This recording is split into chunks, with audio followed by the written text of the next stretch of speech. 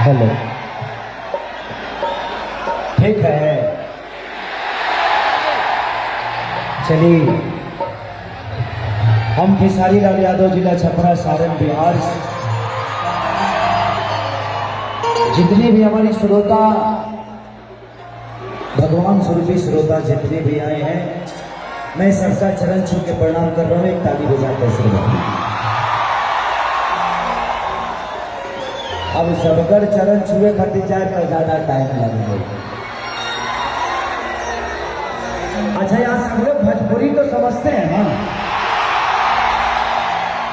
अच्छा के भाई है लाइटा हम है में धूप बताना। भाई जी लाइट को थोड़ा सा टाइम डिम रखिए। हाँ, डिम रखिए। हम लौकाई दे रहे हैं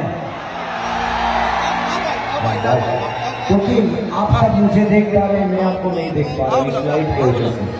तो कुछ अलग से लाइट दे दीजिए ताकि मैं भी देख पाऊँ इनको। हमारा मोड़िए पे बार बार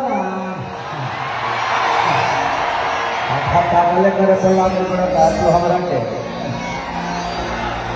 चलिए, जिला प्रशासन के जितने भी लोग हैं, डीएम साहब से लेकर माननीय मुख्यमंत्री भूपेश बघेल